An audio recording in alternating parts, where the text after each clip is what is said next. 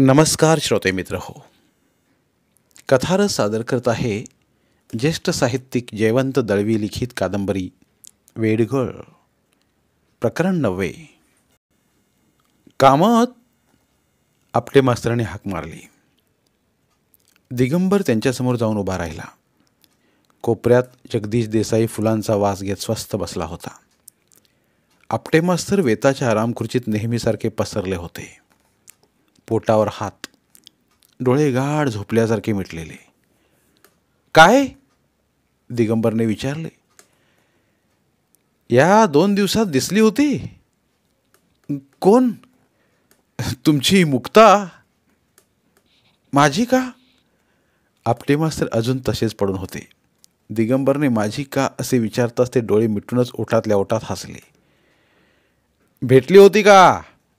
त्याने पुन्हा विचारले. नाही. कॉंग्रॅच्युलेशन्स. आपटे मास्तर पुन्हा गुपचूप ओठात हसले. का? कशासाठी? ती गरोदर आहे. दिगंबर एकदम दचकला.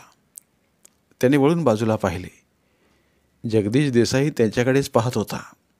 दिगंबरला वाटले तो संशयाने पाहतो आहे. ती गरोदर आहे.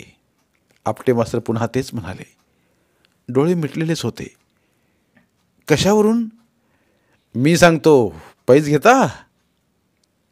मी कशाला पैज घेऊ? ती माझी कोण? दिगंबर सुळी दिल्यासारखा उभा होता. दिगंबरला वाटले आपटे मास्तर आणखी काहीतरी सांगतील, पण ते काहीच बोलले नाहीत. गाढ झोपी गेल्यासारखे ते पडून राहिले. त्यांच्या पायाचा चवडा मात्र तडतड तडतड उडत होता. दिगंबर मागे वळला आणि एका खुर्चीवर बसला. त्याची स्वस्थता ढळली होती. बसल्या जागेवर तो चुळबुळत राहिला. जगदीश त्याच्याकडे बघत होता. बघता बघता फुलांचा वास घ्यायचा तो विसरला होता. त्याच्या नजरेत एक चमत्कारिक संशय असावा असं दिगंबरला वाटलं. खरं म्हणजे त्याला आपटे मास्तरांचाच राग आला. त्यांनी हे सगळ्यांना सोडून मलाच सांगायची गरज काय? ती बेपत्ता वेडीबाई कुठून कुठे आलेली, ती गरोदर आहे हे यांनी मलाच का सांगावं? ती माझी कोण? कोण? कोण ती माझी? दिगंबर आतल्या आत तडपडत होता. ती वेडी गरोदर? जगदीशने प्रश्न विचारता दिगंबरच्या तोंडाकडे अशा नजरेने पाहिले की तो हा प्रश्न खूप वेळा विचारतो आहे आणि तो उत्तरासाठी खूप वेळ ताटकळला आहे असा दिगंबरला भास झाला. ती वेडी गरोदर? त्याने तोच प्रश्न पुन्हा विचारला. मला काय माहीत? एवढंच दिगंबरने विचारलं आणि तो ताडकन उठला. त्याने खडूची कांडी उचलली आणि तो वर्गाकडे निघाला. अजून घंटा व्हायची होती. आधीचा वर्ग संपायचा होता हे त्याच्या लक्षातच राहिले नाही. बराच वेळ दिगंबर आपल्या वर्गासमोर वेडगळासारखा उभा राहिला, किंचित हातवारे करीत, तोंडाने पुटपुटत. आधीचा वर्ग संपताच तो वर्गात गेला आणि 40 मिनिटे तो मेजाला डोके टेकून वर्गात बसून राहिला. पोरांचा गोंगाट चालू होता, पण त्याहीपेक्षा मोठा गोंगाट त्याच्या मनात चालू होता. हे कुणाचे कृत्य असेल? कुणी तिच्यावर बलात्कार केला असेल? हे पोर बलात्कारातून जन्माला येणार आहे की संभोगातून? तिच्याशी संभोग? मुक्ताशी? त्या वेड्या मुलीशी? कुठे? रस्त्यात? गटारात? शाळेच्या चबुतऱ्यावर? चुप! कोण? आपण मोठ्याने ओरडलो असे वाटून दिगंबर एकदम दचकलाच. वर मान करून त्याने विद्यार्थ्यांकडे पाहिले. विद्यार्थीही त्याच्याकडेच पाहत होते. आता या वेड्या मुलीला मुलगी होईल, कदाचित 2 जुळ्या मुली, त्याही वेड्या, त्याही गावोगाव भटकतील, त्यांच्यावर बलात्कार होतील, पुन्हा त्याही गरोदर. हे पिढ्यानपिढ्या चालू राहील. पिढ्यानपिढ्या, एक अखंड साखळी. तो ताडकन उठला आणि वर्गाबाहेर पडला. वर्गातली पोरं एकदम वाऱ्याची झुळूक यावी तशी हसली. तो पुन्हा शिक्षकांच्या खोलीत आला. 5-6 शिक्षक होते. कुणी वर्तमानपत्रे वाचत होतं, कुणी वह्या तपासत होतं, पण खोलीत एकूण शांतता होती. आपटे मास्तर खिडकीचे गज धरून निश्चल उभे होते. दिगंबरला वाटले आपटे मास्तर खिडकीत उभे आहेत, त्या अर्थी ती चबुतऱ्यावर बसलेली किंवा झोपलेली असणार. पण तो खिडकीपाशी गेला नाही. त्याला भीती वाटत होती, आपटे पुन्हा तीच चर्चा सुरू करतील म्हणून. तो चोरासारखा खोलीत आला आणि एका कोपऱ्यात बसला. पण त्याला स्वस्थ बसवत नव्हते. एक वेडा जीव जन्माला येणार ही गोष्ट त्याला असह्य वाटत होती. घंटा झाली. सर्व मास्तर निघून गेले. दिगंबरलाही घरी जायचं होतं, पण तरीही उत्कंठा होती. आपटे आणखी काही सांगतील म्हणून. ऐकलत का कामत? दिगंबर बसलेलाच असणार असं गृहीत धरून आपटे मास्तर म्हणाले. अजून खिडकीचे गज धरून ते खिडकी बाहेर बघतच होते. काय? दिगंबरही उत्सुकच होता. ती निश्चितच गरोदर आहे, आपटे मास्तर म्हणाले. दिगंबरला वाटले आपटे मास्तर तेच परत सांगताहेत. आपण काही बोलूच नये. तरीही त्याला राहवले नाही. कशावरून? त्याने चटकन विचारलेत. मी तिला काल पाहिली. मग? भोसडीची करा कैरी खात होती. त्याने तिला भोसडीची म्हटलेलं दिगंबरला आवडलं नाही. असेल वेडी, रस्त्यावर फिरते म्हणून काय तिला भोसडीची म्हणायचं? म्हणावे रूप बघा तिचे, तब्येत बघा तिची. तिच्या नखाची तरी सर येईल का आपटेंच्या बायकोला? आपटेंची बायको दरवर्षी गरोदर राहते, एवढंच. दिगंबर मनातून चिडला होता. तुम्ही तिला भोसडीची का म्हणता? वेडी झाली म्हणून काय झालं? तुम्हाला कामत एवढं रागवायला काय झालं? ती तुमची कोण? खरंच ती माझी कोण? मी तिच्यासाठी का चिडतोय? दिगंबरलाही प्रश्न पडला. वेडी म्हणून? असे विचारित आपटे म्हणाले.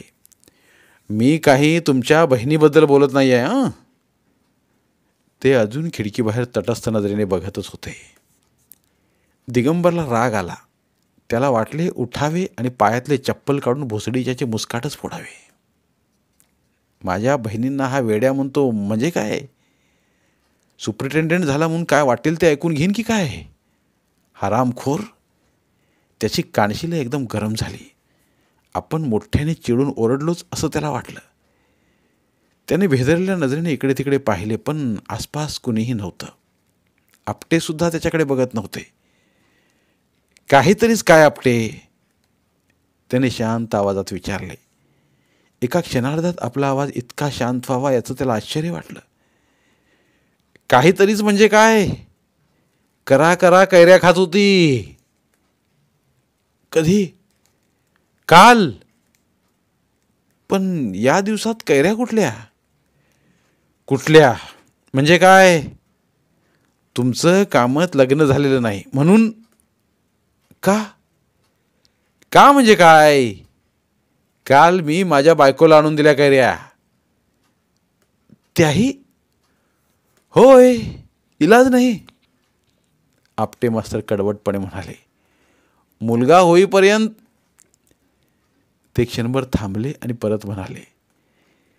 याही वेळी होणार मुलगीच, 7वी. पण ऐकणार कोण? तिला मुलगा हवाच म्हणते. मुली जातील आपापल्या घरी, म्हातारपणे आपणास बघणार कोण? शेवटचं क्रियाकर्म तर कोण करणार? दिगंबरला यात रस नव्हता. जांभई देत तो आपटे मास्तरांकडे बघत राहिला. तुम्ही कामत पैस घेता? कसली? हिला मुलगा होणार. कुणाला? मुक्ताला. कशावरून? मी सांगतो. पण कशावरून? हे झालं असंच आहे. ज्याला मुलगा नको त्याला मुलगा होणार, हवा त्याला मुलगी होणार. सगळ्या नशिबाच्या गोष्टी. आपल्या हातात काही नाही. आपल्या प्रयत्नांना यश नाही. प्रयत्न करण्यात अर्थ नाही. प्रयत्नांसारखं काही होत नाही. मला पहिल्या किंवा दुसऱ्या वेळी मुलगा झाला असता तर मी थांबलो असतो, पण मुलीच पहिली, दुसरी, तिसरी, मुलीच मुली, मुलगा नाही. 5-6, आता 7वी, कदाचित 8वी, 9वी, 10वी, 100वी, आणि मास्तराला पगार 35. खिडकीचे गज घट्ट धरून कुणाची तरी नरडी आवळल्यासारखे गज आवळून आपटे मास्तर नुसते बोलत होते. दिगंबरला वाटले ते असेच नुसते बोलत राहिले तर कदाचित त्यांना वेडाचा झटका येईल. म्हणताय काय आपटे? दिगंबर मोठ्याने म्हणाला. काय? आपण खूप वेळ बडबडत होतो हे आपटे मास्तरांच्या लक्षात आलं. कैरी मिळाली? ती सुद्धा कोवळी नव्हे, बाट्याची कैरी. करा करा खात होती. सांगता सांगता आपटे मास्तरांचं दात आंबलं आणि सारं शरीर शिरशिरलं. 2 दिवस मला कुठे दिसलीच नाही. पण हे काम कुणाचं असेल? कोण जाणे, कसं करणार? असं म्हणून दिगंबर उठून उभा राहिला. ती झोपते गमतीची नाही? कशी? आपल्या म्हणजे कुणाच्या तरी कुशीत झोपल्यासारखी. दिगंबर आपटे मास्तरांच्या तोंडाकडे बघत उभा राहिला, पण त्यांचे लक्ष नव्हते. तशी झोपून ती जमिनीवर बोट फिरवते, ते म्हणाले. तेव्हा ती कुणाच्या तरी ओठावर बोट फिरवते आहे असं वाटतं. तुम्हाला नाही वाटत? आपटे विलक्षण तंद्रीत होते. दिगंबरनं उत्तर दिलं नाही. तो खोलीबाहेर पडला. शाळा सुटली होती. आवारात पूर्ण शुकशुकाट होता. तो बाहेर आला आणि त्यानं पाहिलं. शाळेच्या चबुतऱ्यावर ती तशीच नेहमीसारखी किंचित पोट दाबून कुशीवर झोपली होती. तिच्या ओठावरून लाळ गळत होती. दिगंबरच्या मनात आलं, तिच्या पुढ्यात एखादी कैरी टाकायला पाहिजे आणि तिला एकदा हळूच सांगायला पाहिजे, बाई ग, अशी पोटावर भार देऊन आता झोपू नकोस. तो रस्त्याला लागला तरी आपटे मास्तर खिडकीत तसेच उभे होते, तिला बघत. घरी जाण्याआधी दिगंबरने बाजारात एक चौकस नजरेने फेरी मारली. त्याच्या तोंडाला पाणी सुटले होते, पण अख्ख्या बाजारात कुठे कैरी दिसली नाही. दिगंबरच्या मनात एकच कुतूहल वळवळत होतं. शी इज नो मोर. एवढेच रांगणेकरांनी का सांगितलं? ते आणखी काही का बोलले नाहीत? माझ्यावर तिचं प्रेम होतं हे त्यांना माहीत आहे. तारा कशाने गेली? ताप, टीबी, आत्महत्या, कशाने आणि कधी? तिने लग्न केलं होतं? ती एकाएकी कॉलेजातून का निघून गेली होती? मी तिला भेटायला गेलो नाही म्हणून? तिला महत्त्वाचं असं काय सांगायचं होतं? माझ्या 2 बहिणी लग्नाच्या आहेत. त्या वेड्या नाहीत, पण वेडगळ आहेत. त्या घराबाहेर जाईपर्यंत मला लग्न करता येणार नाही. लग्न केलं तर आपण सुखी होणार नाही असं मी तिला त्या रात्री सांगितलं असतं तर तिनं काय म्हटलं असतं? त्या रात्री तिला काय सांगायचं होतं? काय करायचं होतं? दोन्ही हातांची बोटं एकमेकांची जुळवीत दिगंबर रांगणेकरांची वाट बघत होता. तासाची घंटा होताच मंद चालीने रांगणेकर आले. त्यांना तसे चालताना किंवा बोलताना पाहिले की दिगंबरच्या मनात कुतूहल जागृत होई. त्याला वाटे, हे खरोखरच इंग्लंडला जाऊन आले असतील का? तिथे असताना हे कसे चालले असतील? सूट बूट चढवून? इंग्रजीत कसे बोलले असतील? टीडी पहिल्या वर्गात कसे पास झाले असतील? त्याची फार इच्छा होती एकदा ते शिकवित असताना त्यांच्या वर्गात बसायचे. ते कसे शिकवतात ते बघायचं. ते बरे शिकवित नाहीत, कंटाळून शिकवतात असे मत ऐकले होते. आपटे मास्तर तर नाहीतर एवढ्या पदव्या घेऊन ते या खेड्यात कशाला येते? पुणे मुंबई काय ओस पडलीत असे सुद्धा म्हणाले होते. बसा कामत असे म्हणत रांगणेकर बसले. दिगंबर बसला. एकदा सर तुमच्या वर्गात मला बसायचं आहे. असे तो त्यांना खुश करीत म्हणाला. त्यांनाच कोणीतरी हसल्यासारखे रांगणेकर हसले. ते कोटाच्या खिशात काहीतरी शोधत होते. काही क्षण ते तसेच खिशात हात घालून राहिले. मग शांतपणे त्याने एखादा ऐवज काढावा तशी ती तपकिरीची डबी काढली, भरगच्च चिमूट घेतली आणि भयानक आवाज काढीत 2 बोटे अंगठा आणि तर्जनी खोलवर नाकात सारली. नाकाची भोके भयानक विद्रूप दिसली. तपकीर डोक्यात शिरून त्यांचा मेंदू थरथरला. कपाळ आठ्याने भरले आणि डोळ्यांचे ठिपके बाहेर येऊन भिंगाना चिकटले. बोला, असे ते म्हणाले. अजून त्यांच्या नाकाच्या भोकांतून तपकीर पडत होती, कोरम वाशातून वाळवी पडावी तशी. मला थोडंसं बोलायचं होतं, खाजगी. असं म्हणत रांगणेकर खिडकीत जाऊन उभे राहिले आणि म्हणाले, बोला. म्हणजे काय की विचारायचं होतं, ती इथं या चबुतऱ्यावर झोपते ना, ती कोण? रांगणेकरांनी तिसरा प्रश्न विचारला. ती वेडी मुक्ता? हो मुक्ता. झोपली आहे तिथं? आता नाही, येईल. असं म्हणत ते परत मागे फिरले आणि खुर्चीत येऊन बसले. मांडीवर मांडी टाकली आणि ते पाय हलवीत राहिले. मला विचारायचं होतं, दिगंबर म्हणाला. काय? ताराला काय झालं?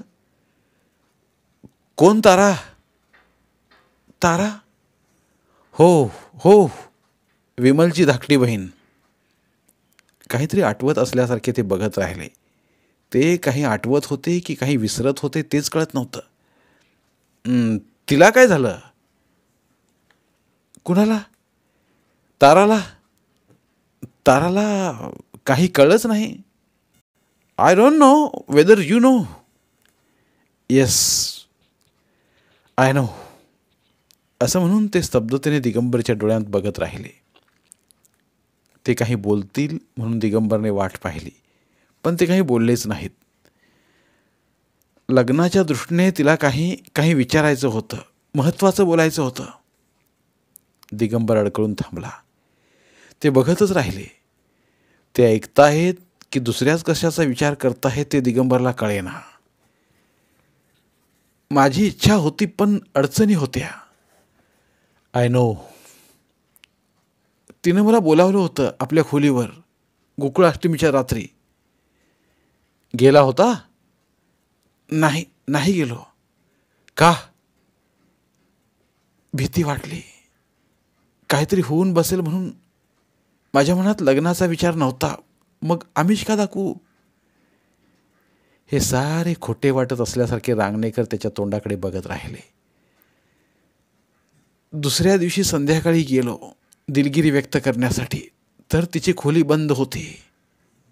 त्यानंतर ती परत कॉलेजात दिसलीच नाही. विमल गेली आणि तिला घेऊन आली. का? ती तुम्हाला लग्नाचं वचन देईल म्हणून. पण का? तिनं चौकशी केली होती. तुमचं सगळं घराणं वेडं आहे असं तिला कळलं होतं. दिगंबर भस्मसात झाल्यासारखा बसून राहिला. त्याला आणखी काही बोलताच येईना. थोड्या वेळाने त्याला जाग आली. आपण खूप वेळ, तास 2 तास असेच बसून आहोत असा त्याला भास झाला.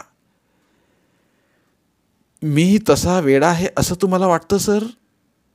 No, not at all. तुम्ही तिला तसं सांगायला हवं होतं. ताराला नाही, विमलाबाईंना. तिला कोण सांगेल? रांगणेकर किंचित हसले आणि म्हणाले, ती फार डॉमिनेटिंग आहे. आता तरी ती हसते, पूर्वी हसत सुद्धा नसे. दुसऱ्यांना डॉमिनेट करणं म्हणजे छंदच. तिच्या घरात पुरुष नव्हता. वडील लहानपणी वारले. भाऊ नाही, हाच पुरुष. ते अगदी मनापासून पण विचित्र हसले. आता तरी ती हसते. दिगंबर एकदम विचारात मग्न झाला. जगदीश देसाई रांगणेकरांच्या घरी जाऊन आल्यानंतर दिवसभर शिक्षकांच्या खोलीत एकच प्रश्न विचारत होता, ती अशी का हसते? रांगणेकरांचा संभोग संपल्यावरती कशी हसत असेल? अशीच जगदीशच्या त्या भयानक प्रश्नाने दिगंबर भ्याला होता. करीत त्याने जगदीशच्या तोंडासमोर हात हलवला होता. त्याने पुन्हा तो प्रश्न विचारू नये म्हणून, कुणी तो प्रश्न ऐकू नये म्हणून. खरे म्हणजे दिगंबर चिडायचा, पण तो चिडला नव्हता, कारण तिचं हसणंच चमत्कारिक होतं. ती रांगणेकरांनाच हसत असल्यासारखी हसत असते. तिला घरी कोण आहे? रांगणेकरांनी एकदम मध्येच विचारले. कुणाला? मुक्ताला. कोण जाणे, इथली नाही ती. मग कुठली? कुठली कोण जाणे, भटकत भटकत ती आली आहे. गेली 1.5 वर्षे ती इथेच आहे. पण ती कुठल्या तरी चांगल्या घरची असली पाहिजे. ती दिसायला किती सुंदर आहे नाही? दिगंबरला हो म्हणायचे होते, पण त्याने म्हटले नाही. तो उगाच गांगरला. आता हेच बघा, रांगणेकर म्हणाले. मी हिला म्हटलं. कुणाला? विमलला, की ही वेडी मुक्ता किती सुंदर आहे. तर ती केवढी भडकली. का? संशय, संशय. आफ्टर ऑल ती वेडी आहे, तिच्याशी कोण? त्याने बोलता बोलता एकदम आवाज खाजगी केला आणि विचारले. ती गरोदर आहे? माहीत नाही. दिगंबरने आपला चेहरा प्रयत्नपूर्वक निर्विकार केला. But it must be dam exciting. तुम्हाला नाही वाटत? काय? वेडी गरोदर म्हणजे ती क्रीडा तिनं कशी केली असेल? कदाचित त्यावेळी ती वेडी नसेल सुद्धा. तुम्हाला काय वाटतं? टेबलाखाली त्यांचा पाय जरा जोरात हलला. कोण जाणे? त्याने टेबलावर तबला वाजवला. खरंच की?